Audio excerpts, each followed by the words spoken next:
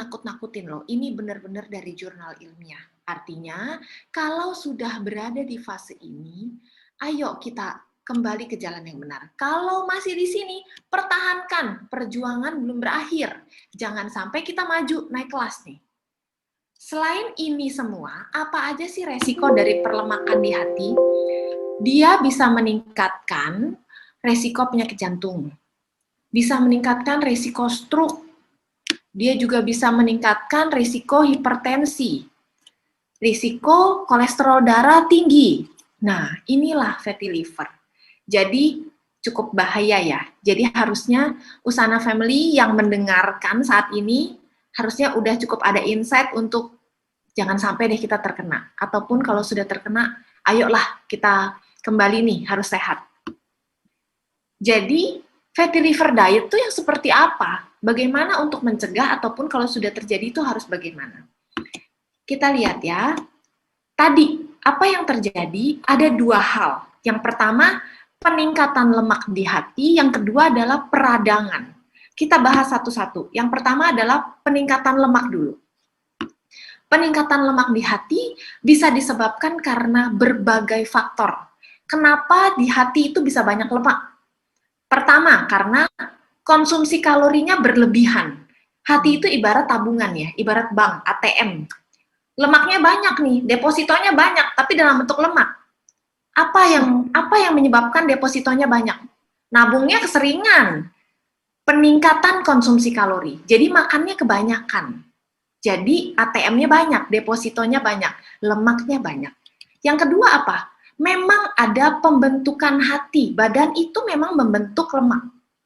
Memang secara alami, secara fisiologi, secara normal, badan itu bentuk lemak di hati. Pembentukannya meningkat. Nah, bisa juga jadi peningkatan lemak di hati.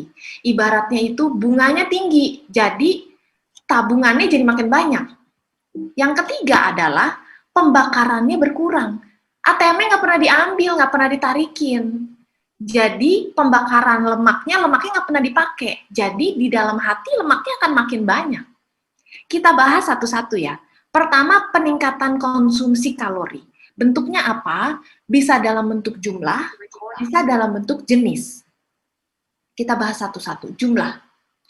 Jadi kita makan itu, tenaganya, kalorinya, energinya harus seimbang antara yang kita makan sama yang kita keluarkan. Seimbang. Tercermin dari berat badannya normal. Bagaimana kalau tenaga yang dikeluarin lebih banyak, makannya dikit, jadinya underweight, kurang gizi. Kalau makannya banyak, tapi mager, nggak pernah keluar kalorinya, jadinya ini, obesitas. Ini dia, 9 dari 10 bisa terkena fatty liver. Ya. Nah, kita harus memantau, jangan sampai kita obesitas, karena memang ini yang paling gampang dipantau. Toh kita kan nggak mungkin, kita USG, cek fungsi hati berkala, itu tidak mungkin kan. Yang paling gampang kita pantau adalah berat badan. Kita pakai indikator ini, body mass index, pasti Bapak Ibu semua sudah tahu, indeks massa tubuh. Dihitungnya dengan berat badan dibagi tinggi badan kuadrat. Kita harus dalam rentang ini ya, normal, 18,5 sampai 22,9. Karena kalau kita overweight atau berat badan lebih, tadi peningkatan resiko fatty liver 3 sampai 4 kali. Apalagi kalau kita obes. Peningkatan fatty liver 7 sampai 8 kali. Ya, jadi masing-masing udah mulai nih ngitung indeks massa tubuh, BMI-nya berapa. Ayo bergerak ke normal. Sekitar 18,5 sampai 22,9 untuk orang Asia. Bisa juga kita pakai indikator lain, yaitu obesitas sentral. Kita ukur dari lingkar pinggang. Kalau laki-laki, nggak boleh lebih dari 90. Kalau perempuan, nggak boleh lebih dari 80. Jadi kalau misalnya, ini biasanya kalau ibu-ibu yang suka belanja online nih, kan dia suka ada tuh keterangan lingkar pinggang berapa. Nah, kalau lebih dari 80, waduh, ayo mulai ngerem ya. Kalau ngukur sekarang disuruh ngukur nih, rasanya bukan pemicu yang tepat. Biasanya suka males. Tapi kalau mau belanja online, pasti langsung ngukur. biar nggak kekecilan. Nah, kalau dapat angka lebih dari 80, hati-hati. Jadi berapa banyak jumlah yang harus kita makan sih, Dok? Perhitungan paling gampang saya mencoba mensederhanakan ini ya, yaitu 25-30 kilokalori per kilogram berat badan ideal. Berat badan ideal itu kita bisa dapat dari 90% dari tinggi badan kita kurang 100. Tentu tiap orang itu beda-beda. Saya sama Bu Erni nggak mungkin sama. Meskipun jenis kelamin kita sama. Mungkin umur kita beda. Aktivitas fisik kita beda. Status kesehatan kita beda dan status gizi kita beda. Jadi ini sangat individualized. Saya kasih contoh, saya anggap saya berat badan ideal saya 50. Perempuan dikali 25, 1250. Anggaplah kita ambil rata. Saya perlu energi sehari 1500 gitu ya. Anggaplah 1500. Saya kasih contoh bahan makanannya biar Bapak Ibu ada gambaran. Ini tadi ya, kebutuhan saya 1500 nih ya. Misalnya saya makan pagi ini nih. Paket lengkap. Itu udah 900. Ya kan? Tinggal 600. Tinggal 600. Saya makan siang, diajak temen. Nasi Padang. Makannya 1750. 1750. Malam saya makannya ini aja deh. 1750. Jadi 2150. Makan ini malam kurang kenyang ya. Ngemil deh ini satu potong hampir 300. Kira-kira saya bisa makan 2500 berarti. Padahal kebutuhan saya 1500. Saya kerja sehari-hari duduk doang. Udah pasti lama-kelamaan kalorinya berlebihan dan bisa jadi obes, pasti. Makanya itu harus seimbang. Ya, sekarang mulai ditimbang-timbang apa yang mau kita makan. Lalu kedua adalah jenis. Tadi penimbunan kalori bisa dari jumlah, bisa dari jenis. Yang kedua adalah jenis. Jenis zat gizi ada dua jenis, yaitu zat gizi makro, zat gizi yang memang badan tuh perlunya banyak. Apa itu? Protein, lemak, dan karbohidrat. Yang kedua adalah zat gizi mikro. Badan perlunya nggak terlalu banyak. Tapi perlu, bukan diabaikan, yaitu vitamin dan mineral. Kita bahas satu-satu. Karbo. Karbo ini merupakan sumber tenaga utama buat tubuh. Jadi bukan berarti nggak makan karbo. Selalu nasi itu jadi bulan-bulanan, jadi pusat kesalahan, kasihan saya. Bukan salah nasi. Karbo itu ada dua jenis. Karbohidrat kompleks dan karbohidrat sederhana. Tubuh perlu, kalau kita nggak makan karbo, kan agak lola ya, loading lama. Diajak ngomong, agak kurang nyambung gitu. Tapi kita pilih karbonya yang karbohidrat kompleks dong. Apa bedanya? Karbohidrat kompleks merupakan karbohidrat yang dilepaskan ke badan itu pelan-pelan. Kalau karbohidrat sederhana, langsung dilepaskan tubuhnya cepat, turunnya cepat, jadi cepat lapar lagi. Contoh bahan makanannya apa? Ini. Emang nggak boleh makan roti dok? Boleh, tapi jangan yang ini. Makanlah roti yang ini. Karbohidrat kompleks, lebih tahan kenyang. Jadi kenyangnya lebih lama maksudnya. Nggak lapar-lapar. Nggak lapar-lapar sih lebay lah. Maksudnya laparnya itu lebih jarang lapar gitu ya. Jadi karbohidrat sederhana jangan dikonsumsi. Lalu yang kedua adalah protein. Protein ini saya suka sedih kalau pasien bilang saya cuma makan sayur doang dok karena takut gemuk. Protein ini sangat penting. Coba perhatiin orang-orang yang diet sembarangan, nggak makan protein, pasti apa? Pertama rambut rontok, kedua kulit kusam. Karena protein ini memang berfungsi untuk apa? Perbaikan sel. Pertumbuhan sel rambut, sel kuku, antibodi, dan lain-lain. Jadi dia memegang peranan penting loh untuk kekebalan tubuh dan lain-lain.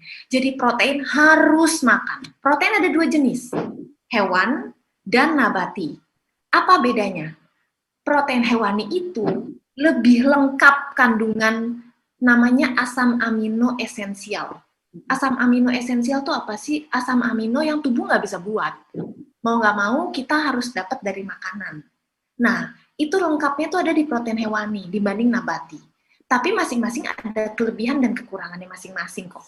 Bahan makanannya kira-kira ini. Tapi kalau disuruh milih, lebih baik prioritaskan hewani. Tentu saja nanti hewani yang hati-hati karena protein hewani itu lemaknya tinggi. Nanti harus pintar-pintar memilih, ya. Tapi bukan berarti nabati tidak bagus. Nabati juga bagus. Kandungan lemaknya berkurang. Jadi harusnya di-mix. Ya, di-mix tapi tidak boleh kecuali dengan kepercayaan tertentu. Akhirnya nabati saja yang dikonsumsi. Untuk orang-orang dengan vegetarian itu juga ada trik dan tipsnya ya, agar kebutuhan protein terpenuhi bagi tubuh. Yang ketiga, makronutrien ketiga adalah lemak. Lemak ada 3 jenis. Lemak tidak jenuh, lemak jenuh, dan lemak trans. Pasti Bapak Ibu udah sering denger ini nih, lemak-lemak ini nih. Lemak tidak jenuh itu sangat baik. Kita justru menyarankan konsumsinya ini loh, lemak tidak jenuh. Lemak jenuh boleh konsumsi karena tidak mungkin tidak, tapi jangan banyak-banyak. Lemak trans tidak usahlah dikonsumsi. Apa contohnya ini? Lemak tidak jenuh itu banyak pada minyak-minyak dari tumbuhan. Olive oil, salmon oil, omega 3. Bukan hanya salmon loh ya. Kembung juga bisa, tongkol juga ada, alpukat, kacang-kacangan. Ini tinggi kandungan lemak tidak jenuh. Karena lemak tidak jenuh itu bisa apa? Bersifat antiinflamasi, omega 3 kan? Lalu bisa memperbaiki profil lipid, meningkatkan HDL, menurunkan LDL, meningkatkan kolesterol baik, menurunkan kolesterol jahat, menjaga kesehatan jantung, dan lain-lain. Dia baik banget. Dan dia bisa dia tuh sebagai bahan baku pembentuk membran sel saraf. Jadi saraf kita itu ada selimutnya, ada selongsongnya.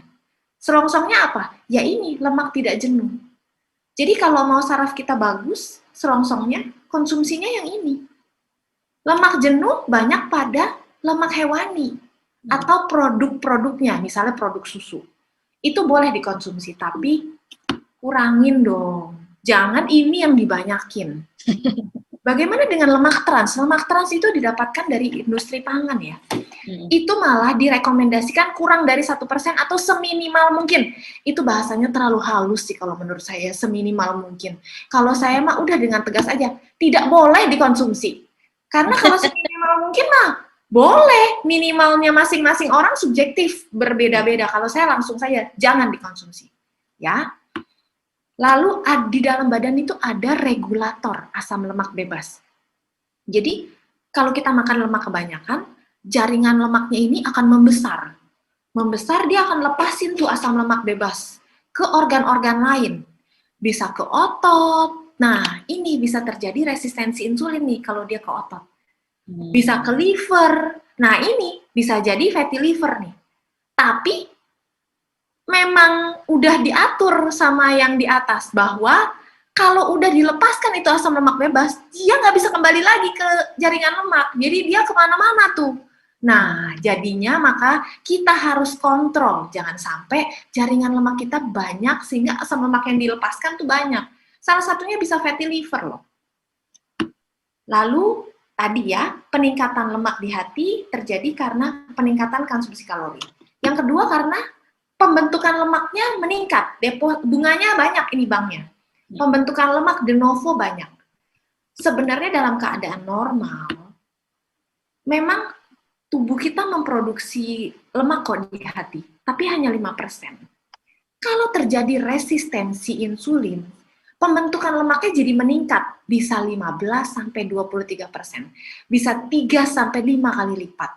Jadi, jangan sampai terjadi resistensi insulin. Resistensi insulin terjadi balik lagi, pada obesitas. Ya.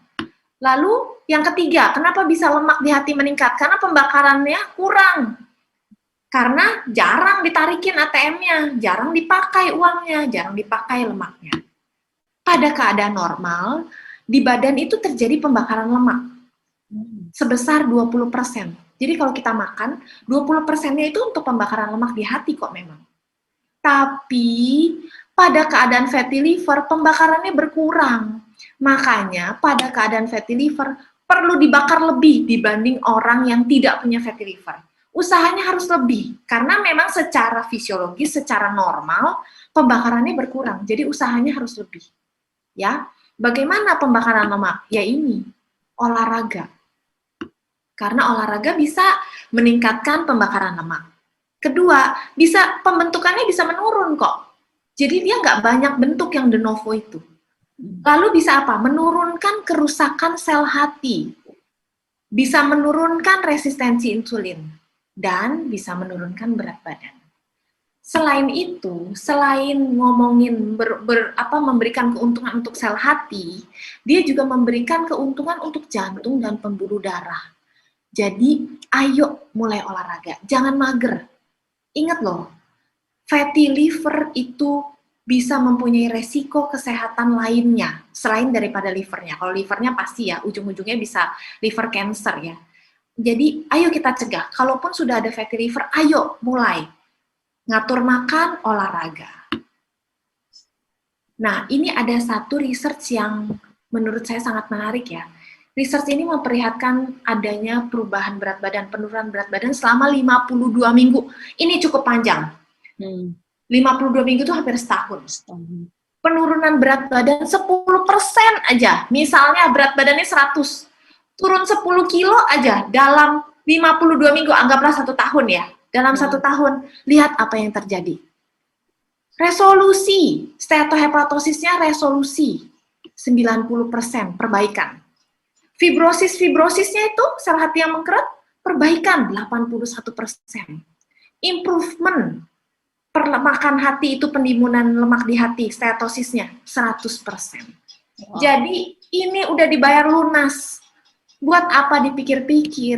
Udah nggak usah ditimbang-timbang. Tapi saya masih mau makan ini. Tapi saya masih mau makan ini. Saya males bergerak. Mendingan nontonin TikTok, mendingan ngeliatin Instagram, mendingan duduk. Nah, udah nggak usah. Ini adalah perbandingan yang tidak worth it.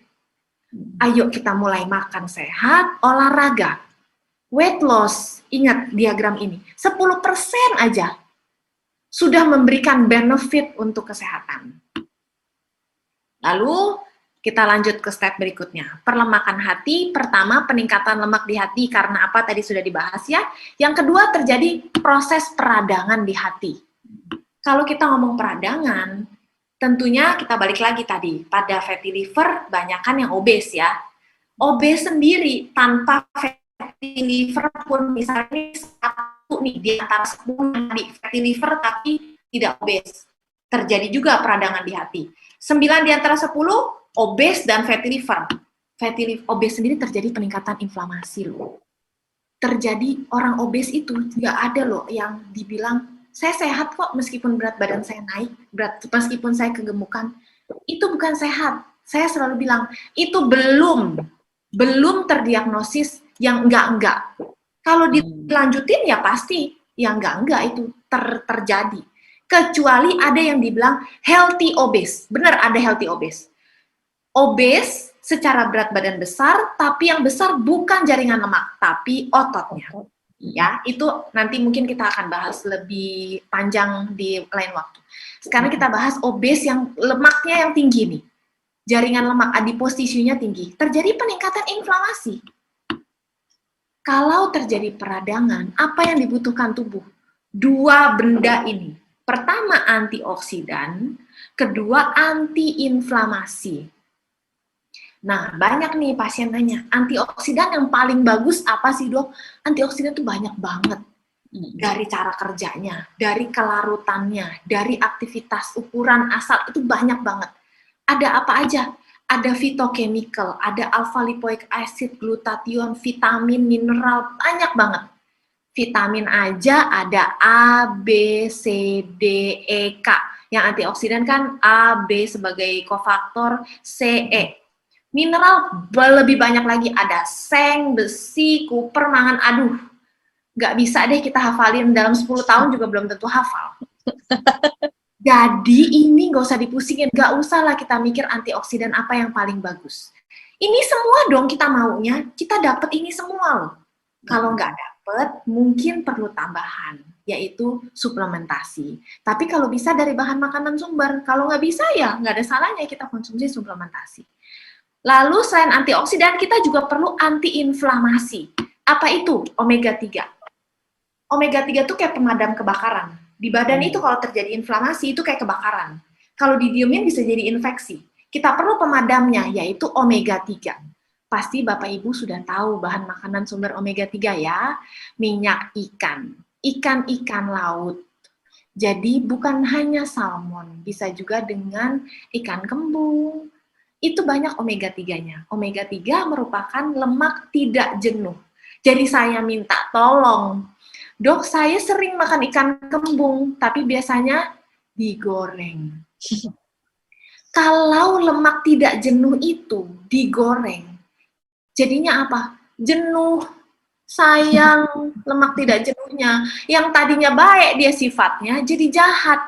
Jadi kalau mau kita dapat minyak ikan, jangan digoreng. Kalau digoreng kan dia jadi crispy kan, jadi jenuh. Jadi minta tolong ya, ikan-ikan itu dia baik lemaknya. Jadi proses pemasakannya juga harus didesain sedemikian rupa sehingga kebaikannya tetap terjaga. Kan bisa, jangan digoreng. Nah, ini dia bahan makanannya nih. Vitamin ada vitamin A, B, C, E, ada mineral, ada zinc, mangan, kuper, selenium. Ini saya cuma ambil 4 loh. Alpha lipoic acid ada bahan makanannya sendiri. Glutathione ada sendiri. Ini kita lihat ya, misalnya nih, brokoli. Brokoli itu sumber vitamin C. Tapi dia di vitamin A juga ada. Nah, kita lihat lagi, phytochemical. Phytochemical, brokoli bagus banget sulforaphane. Jadi, tapi bukan berarti apa, brokoli melulu sampai bosan. Bukan. Kita lihat, banyak bahan makanan sumber. Phytochemical ini, teh, juga merupakan ada kandungan phytochemicalnya yang bersifat antioksidan. Ya, jadi kalau kita lihat di sini bahan makanannya macam-macam kan. Lalu pasien itu maunya dirangkumkan, dok. Jadi dokter anjurkan saya makannya apa? Buah yang paling bagus apa? Sayur yang paling bagus apa? Waduh, saya terjepit. Saya nggak bisa jawab, saya nggak bisa memilih. Jadi biasanya saya kasih tips aja. Apa? Pertama, makan harus keanekaragaman dong, harus macem-macem. Jadi jangan, tadi karena dokter Sani bilang ikan nomor 1, jadi ikan lulu. Jangan, kita kombinasikan. Bisa dengan ayam, tapi hati-hati, jangan makan kulitnya. Karena kulit itu sumber lemak.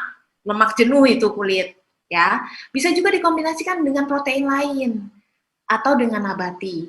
Buah-buahan, nggak hanya melulu alpukat. Katanya alpukat paling bagus dong.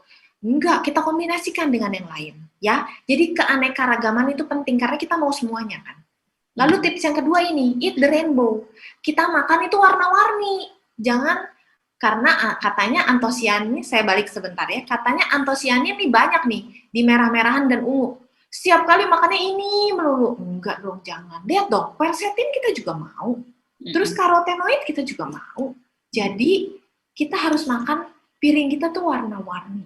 Dan tips terakhir dari saya ini, makan itu yang alami, jangan yang ini, yang diawetkan, karena pasti kandungan nutrisinya sudah berubah. Ya, oke, take home message dari saya. Pertama, hati merupakan organ tubuh yang memiliki fungsi yang sangat penting. Setuju ya, Bapak Ibu ya. Yang kedua, fatty liver adalah suatu penyakit progresif. Dia bisa berkembang terus loh, fatty liver itu progresif. Dia nggak berhenti sampai situ. Dia bisa berkembang jadi fibrosis, liver cancer, itu baru kita ngomongin hati-hatinya doang, belum ke jantung dia ada efek, ke mana-mana dia ada efek. Penyakit progresif yang sering didapatkan, terutama pada obesitas dan resistensi insulin. Dan apa yang terjadi pada fatty liver? Pada fatty liver terjadi peningkatan lemak di hati, dan terjadinya proses peradangan di hati. Jadi apa yang harus kita lakukan? Supaya mencegah dan supaya mengobati dari sisi nutrisi dan gaya hidup. Pertama, menurunkan asupan kalori. Mulai perhatikan apa yang kita makan. Karena sejatinya, apa yang kita makan itu, apa yang dirasa enak itu, cuma 7 cm dari lidah ke kerongkongan tok.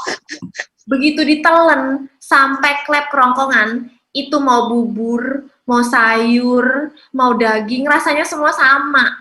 Jadi rasanya hanya di 7 cm ini doang, di lidah tok. Jadi mulai perhatikan, asupan kalori kalau orang-orang dengan obesitas. Ayo turunkan asupan kalori. Yang kedua apa? Meningkatkan pembakaran lemak. Ayo mulai olahraga. Olahraga bisa disesuaikan dengan kondisi masing-masing, ya. Yang ketiga, karena adanya proses peradangan di hati, mulai meningkatkan asupan antiinflamasi dan antioksidan. Ini saya mau mengingatkan sekali lagi, you are what you eat. Kamu adalah apa yang kamu makan. Ya, jadi kamu mau kesehatanmu seperti apa, itu tercermin dari apa yang kamu makan. Sekian dari saya, terima kasih, semoga bermanfaat. Luar biasa. Kembalikan ke Bu Erni. Oke, terima kasih banyak Dokter Sani penjelasannya. Wah, penjelasannya sangat lengkap dan gamblang di sana family ya gitu. Saya dari tadi karena memang case-nya memang sering seperti itu ya Dok ya gitu. Jadi kayak tadi itu saya ingat banget key message jangan sampai seminimal mungkin gitu karena standarnya beda gitu ya. Oh nanti minimalnya yang satu piring gitu ya Dok ya minimalnya gitu. Oke, Isana Family. Nah, sebelum kita masuk sesi tanya jawab, nah saya akan sharing sedikit informasi kepada Isana Family, tapi boleh sambil diketik nih pertanyaannya, mumpung kita punya pakarnya. Jadi Isana Family bisa langsung ketik saja di kolom chat. Nanti saya akan bacakan beberapa pertanyaan untuk sesi kita malam hari ini ya, sebelum kita masuk ke segmen yang kedua. Jadi jangan sampai kelewatan nih, mumpung ada pakarnya langsung aja diketik apa nih yang pengen ditanyain gitu ya. Oke, sambil menunggu pertanyaan dari Yusana Family semuanya, saya sharing sedikit informasi ya Dok ya. Nah tadi Dokter Sani itu udah menjelaskan banyak sekali ya bahwa memang betul sesuai dengan apa yang sering kita edukasi juga di Yusana gitu ya. Jadi jangan sampai kebalik-kebalik gitu ya bahwa suplemen bisa menggantikan makanan yang enggak gitu ya. Jadi suplemen fungsinya untuk melengkapi apa yang Yusana Family tidak bisa dapatkan dari pola makan Anda sehari-hari ya karena memang faktanya juga sampai sekarang baik di negara maju atau negara berkembang, mostly masyarakat kita 90% masih sangat kurang makan sayur dan buah gitu ya. Itu datanya loh ya. Mau negara maju atau bahkan termasuk negara kita, padahal di negara kita ini banyak sayur dan buah, tinggal milih doang gitu ya. Tapi mirisnya seperti itu di sana family. Dan banyak alasan tentunya kita ada yang bilang sibuk lah segala macam gitu ya, dan terlepas dari apapun itu namanya tubuh kita setiap hari Anda butuh nutrisi, nggak ada ceritanya hari ini butuh vitamin A besok nggak butuh vitamin A gitu ya. Jadi suplementasi itu fungsinya untuk melengkapi apa yang Isana Family tidak bisa dapatkan dari makanan Anda sehari-hari, tapi ingat prinsipnya jangan dibalik-balik gitu ya, tetap porsi utamanya Anda harus tetap berusaha dan buat strategi atau bahkan bisa konsultasi khusus gitu ya, itu bagaimana untuk membentuk pola makan Anda yang sehat karena tujuannya itu untuk jangka panjang gitu ya. Tadi bahkan luar biasa sekali, saya juga sangat tertarik sekali itu dengan hasil salah satu sharing yang jurnal yang di sharing oleh Dokter Sani gitu ya, dengan penurunan berat badan 10% dalam tahun satu itu panjang loh di sana family. 10% aja tuh banyak banget yang signifikan status kesehatan kita gitu ya. Jadi nggak, kalau mau turun berat badan juga nggak perlu harus yang ekstrim gitu ya, karena ingat di sana family kalau terlalu menderita, pola makan, pola hidup yang terlalu menderita, ingat saja pasti nggak konsisten ya. Kata kuncinya kan kalau ingin sehat itu konsistensi Bapak Ibu. Nah, di sini saya ingin sedikit sharing, di Yusana itu ada beberapa produk yang biasanya kita rekomendasikan untuk mendukung kesehatan liver. Tapi memang sesuai dengan Yusana itu sendiri, kita selalu mengingatkan kepada Yusana Family bahwa produk Yusana bukan obat ya. Jadi bukan juga obat fatty liver lah, bukan gitu ya. Tapi ini adalah nutrisi yang memang dibutuhkan liver kita, baik dalam kondisi seperti apapun ya, sama kayak kita makan sehari-hari, cuman bentuknya ini dalam bentuk suplementasi. Kalau Yusana Family sudah memiliki gangguan penyakit tertentu, kami selalu rekomendasikan Anda tanya kepada dokter Anda masing-masing. Case-nya bisa saja sama gitu ya, yang satu case mungkin sama-sama diabetes atau sama-sama fatty liver, tapi kan tingkat keparahannya beda, lifestyle-nya beda-beda, faktor genetiknya beda. That's why selalu kami rekomendasikan Anda untuk berkonsultasi kepada dokter Anda juga gitu ya, sebelum mengkonsumsi suplemen Yusana gitu. Kan beberapa produk yang memang biasanya kita rekomendasikan untuk menjaga dan mendukung kesehatan liver Anda itu ada sebetulnya, kalau tadi dokter Sani jelasin antioksidan gitu ya, kalau saya bredel nih sebetulnya dok ya gitu, produk suplemen Yusana itu kandungan antioksidannya memang banyak sekali, hampir setiap produk itu ada gitu dok. Jadi cuman di sini yang saya cek adalah yang memang mungkin bisa saya katakan paling basic lah. Biasanya kita rekomendasikan. Yang pertama tentu yang menjadi bintang film utamanya di Usana gitu ya. Sama kayak Bapak Ibu nonton film pasti ada bintang film utama. Nah, bintang film utamanya apa? Yaitu multivitamin, mineral dan juga antioksidan yang kita sebut dengan Cellsential yang terdiri dari core mineral dan juga Usana Phyto. Jadi dari semua vitamin ya, vitamin larut air, larut lemak, kemudian dari semua jenis mineral ya, bahkan yang trace mineral yang sangat sedikit sekali kadang dibutuhkan tubuh tapi vital fungsinya, dan juga beberapa banyak antioksidan seperti quercetin atau fitonutrisi yang tadi di-mention oleh Dr. Sani gitu ya, resveratrol itu bahkan ada di intelligent complex yang ada di produk Cellsential Usana Family yang hanya memang dimiliki oleh Usana tentunya. Jadi memang produk ini namanya bintang film utama yang nggak boleh ketinggalan ya tentu Bapak Ibu semua ya gitu. Jadi kalau Anda ingin mengkonsumsi ini selalu rekomendasi kami yang pertama karena paling lengkap. Tubuh kita bukan butuh dosis tinggi-tinggian bukan, tapi butuh kelengkapan variasi. Ingat tadi tips Dokter Sani keaneka ragaman. Makanya ini menjadi yang pertama. Yang kedua tentu ya karena namanya udah kalau tubuh kita ada inflamasi peradangan, apalagi kalau stepnya tadi livernya udah dalam tahap peradangan, itu tentu butuh yang namanya kecukupan omega 3. Nah, kita punya biomega di mana tidak hanya omega 3 tapi juga dilengkapi dengan vitamin D. Soalnya ini gara-gara koronces vitamin D kan beken banget nih belakangan ini gitu ya. Bahkan ada sampai orang yang sembarangan minum yang dosisnya tinggi tapi tanpa seizin ataupun rekomendasi dari dokternya gitu ya. Jadi hati-hati juga Usana Family ya.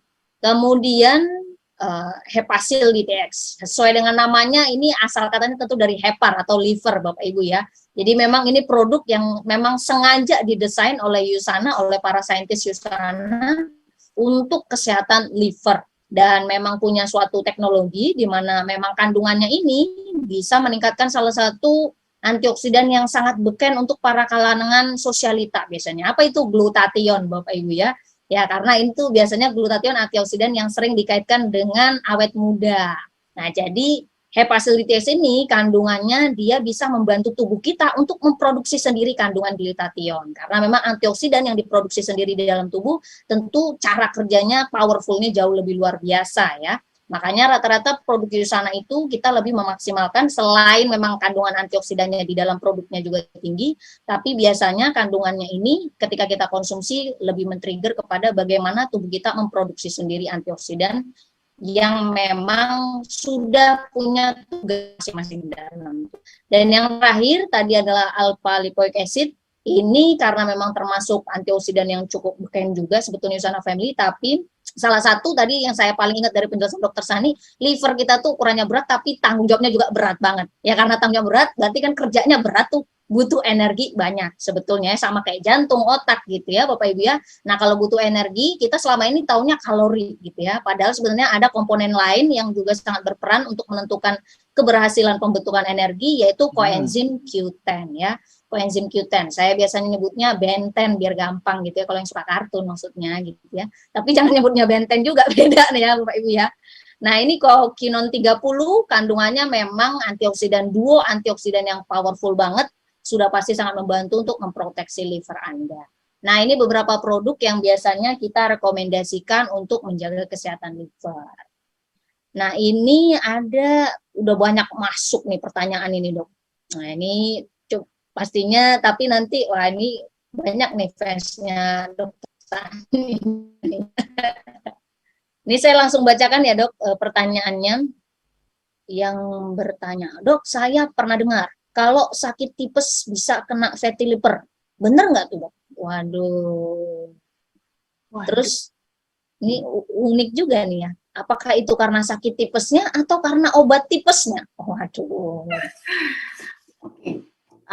Saya coba jawab ya. Ya. Pada keadaan sebenarnya tipes itu kenapa sih? Tipes itu kan suatu penyakit infeksi ya, disebabkan karena bakteri Salmonella typhoid. Jadi tipes itu sebenarnya dia penyakit yang udah beres ya udah gitu. Kalau memang pengobatannya benar. Tapi pada tipes memang sering mengganggu fungsi hati yang kita sebut dengan hepatitis tifosa. Jadi itu hal yang berbeda dengan fatty liver. Jadi mungkin kalau lagi sakit tipes, Terus karena ada kemungkinan terjadi hepatitis tifosa, bisa menyerang, mengganggu fungsi hati, lalu dokter akan mengecek fungsi hati. Mungkin SGOT, SGPT akan dicek. Terus ternyata kadarnya tinggi nih. Nah, itu belum tentu fatty liver. Mungkin juga itu bukan fatty liver. Karena tadi yang slide saya bahwa tadi kan tidak ada faktor resiko terbentuknya fatty liver adalah infeksi infeksi tifus gitu. Kalau kita bicara tentang apakah obat-obatannya yang menyebabkan fatty liver, kalau memang oknum ini, bapak atau ibu tersebut tidak sering mengkonsumsi obat-obatan yang aneh-aneh, dan sebelumnya memang tidak ada riwayat fatty liver, lalu terjadi penyakit tipes, dan langsung didiagnos, dan hanya mengkonsumsi obat-obatan tipes lalu menjadi fatty liver, saya rasa sih enggak. Karena dokter juga pasti sudah akan mempertimbangkan obat-obatannya supaya tidak mengganggu fungsi hati. Kalau memang didapatkan peningkatan kadar fungsi liver. Gitu. Jadi kalau menurut saya, mungkin yang dimaksudkan adalah peningkatan fungsi liver pada saat sakit tipes, tapi mungkin yang dimaksud adalah hepatitis tifosa. Tapi berbeda cerita kalau memang sudah terjadi fatty liver sebelumnya ya. Jadi memang orang dengan fatty liver lalu tidak terdiagnosis, tidak tahu nih saya fatty liver, terus saya kena tipes. Lalu yang disalahin adalah tipesnya. Gitu. Oke. Ya, jadi memang ada satu jenis lain yang lain ya dok ya, namanya hepatitis. Wah, saya juga baru dengar tuh dok. Oke, ini ada pertanyaan ini sekalian dijelasin juga mungkin dok ya. Kalau SGOT dan SGPT ini ada pengaruh nggak nih dok dari liver sebetulnya?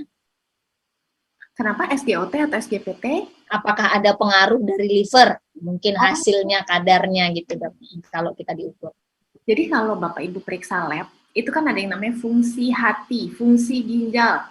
Kalau fungsi hati, itu memang yang akan diperiksa komponennya adalah SGOT, SGPT. Mungkin bisa ditambahkan gamma GT, dan lain-lain. Tapi yang lebih rutin kita cek adalah SGOT, SGPT. Jadi memang SGOT, SGPT itu memang mencerminkan fungsi hati. Hatinya bagaimana nih? Apakah terjadi peningkatan fungsi atau mulai penurunan fungsi? Tapi itu hanya secara laboratorium ya. Jadi Bapak Ibu tidak bisa ekspektasi misalnya fungsi hatinya, misalnya SGOT-nya kan cut off-nya misalnya 40-an ya, anggaplah 40 ya. Bapak Ibu misalnya amit-amit, fungsi hatinya SGOT-nya 80, oh berarti ini fatty liver nih, nggak bisa. Karena itu kita tidak ngobat. Penegakan diagnosis itu nggak bisa dari satu lab doang. Kita harus cari tahu apa yang menyebabkan SGOT, SGPT Bapak Ibu ini tinggi. Apakah mungkin perlu pemeriksaan tambahan lain? Misalnya, apakah mungkin karena hepatitis? Mungkin kita bisa cek apakah ada virus, ataukah misalnya mungkin perlu tambahan USG, apakah ada fatty liver, atau ada sumbatan lain. Nah, itu jadi tidak bisa dengan satu pemeriksaan tunggal. Ya bisa saja masih ada pemeriksaan yang lain, fisik, anamnesa, segala macam gitu ya dok ya. Oke. Wah ini ada yang penasaran nih, ini karena mungkin udah mulai khawatir nih dok, nih ya beliau nih. Dok mau tanya, bagaimana cara lihat makanan kita kilokalorinya nih? Apakah harus hafal setiap makanan yang ada? Enggak juga. Nah mungkin ada referensi nggak dok, mungkin website atau apa gitu, yang atau mungkin buku atau apa yang bisa dibaca oleh audiens gitu sebenarnya, atau mungkin lebih kepada kategori mungkin dok. Tipsnya gimana nih dok? Ini mulai khawatir nih kayak ini kok ini audiens Susana Family nih ya. Kalau kita mau ngomongin bagaimana cara kita tahu kilokalori, dari hal yang paling praktis adalah kita mulai memperhatikan nutrition fact ya. Ya. Jadi kita beli bahan makanan kemasan, itu kita mulai memperhatikan nutrition fact-nya tuh. Di belakang kan ada tuh daftar kandungan nilai gizi. Jadi ibu bapak mulai perhatikan. Misalnya nih, berarti ini yang bertanya nih udah mulai ada suatu kesadaran, itu alhamdulillah banget. Saya berterima kasih nih atas pertanyaan ini. Berarti dari tadi saya ngomong ada yang nyangkut. Nah, berarti mulai perhatikan kandungan nutrisinya itu. Misalnya bapak ibu beli, anggaplah ya, yang paling sering itu misalnya mie instan atau roti gitu ya. Lihat kandungannya, energinya berapa. Misalnya Bapak Ibu udah ngitung nih, saya kebutuhannya 1.500 misalnya. Lalu Bapak Ibu beli, anggaplah ya, mie instan, kalorinya itu misalnya 500, berarti sisanya boleh konsumsi. Sisanya tanggung jawab loh, 1000 untuk sisanya loh, seharian. Jadi misalnya Bapak Ibu makan mie instan misalnya pagi 500, berarti setelahnya sampai tidur hanya boleh 1000 sisanya. Gitu. Jadi mulai bertanggung jawab sama diri sendiri ya. Iya, Jadi, iya. nah, perhatikan juga kadang-kadang tuh kalau di labelnya itu ada serving. Misalnya ada serving, jadi jangan terbuai. Misalnya kita beli kacang, misalnya ya, kacang energi 150 anggaplah, 150. Jangan disangka Perhatikan. satu kemasan itu 150. Baca servingnya, misalnya 4 serving. Jadi artinya satu ke Bungkus. plastik itu, satu bungkus itu 4 untuk kali 4 makan. kali makan. Jadi 150 itu kali 4 kalau Bapak Ibu sekaligus habis. Jadi 600. Jadi kalau Bapak Ibu 1.500, sisanya 900 ya udah buat seharian, tanggung jawab. Itu hanya dari kalori, itu dari jumlah. Tapi kalau kita mau lebih detail lagi, kita harus konsentrasi dengan jenis. Jadi bukan hanya lihat kalorinya, tapi kita juga lihat proteinnya cukup nggak. Jangan-jangan kalori segini nih isinya lemak doang. Ya buat apa kita makan? Padahal kan kita perlu protein juga. Oke, baik. Ini sebenarnya pertanyaannya banyak banget ini dok ya. Cuman nanti dokter Sani bisa kita undang lagi loh tema lain. Tadi bahkan ada tema yang keren banget, healthy obese ya gitu ya. Pasti penasaran tuh. Itu soalnya ada banyak ya, maksudnya orang nganggapnya kadang obes ini kan negatif banget gitu ya dok ya sebetulnya ya. Tapi sebetulnya ada orang yang berat badannya obes, tapi proporsinya pas gitu, sesuai sama dengan anjuran kesehatan yang nggak masalah gitu ya. Tapi nanti kita satu sesi sendiri panjang soalnya itu juga ya.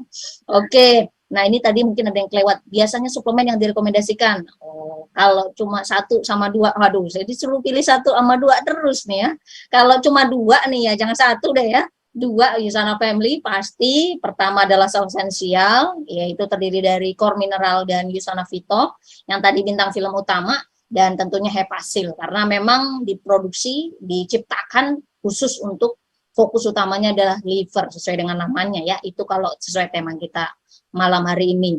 Oke, itu saja sesi kita malam hari ini. Thank you so much Dokter Sani ini ya. Biasanya durasi tanya jawab masih agak panjang dikit ya. Tapi memang kita punya segmen kedua yang tentunya sangat menarik. Stay healthy terus Dokter Sani, selalu semangat untuk edukasinya gitu ya. Dan nanti kita berjumpa lagi, kita berkabar lagi kapan sesi selanjutnya. Thank you dok. Terima kasih Bu Erni, terima kasih Usana Family, sampai ketemu. Oke, nah itu dia Usana Family segmen kita untuk malam hari ini. Selanjutnya kita punya segmen yang luar biasa tentunya ya, luar biasa juga yang pastinya program-programnya nanti informasinya pasti sangat bermanfaat untuk Usana Family semuanya. Nah, untuk segmen yang kedua ini akan dipandu oleh host kece Usana Family ya. Saya akan operan dulu nih, ini belum kelihatan ini coba saya lihat dulu ini ya. Rekan saya dipanggil dulu nih, host kece-nya mana ini ya, Usana Family. Coba kita panggilkan rekan saya. Oke.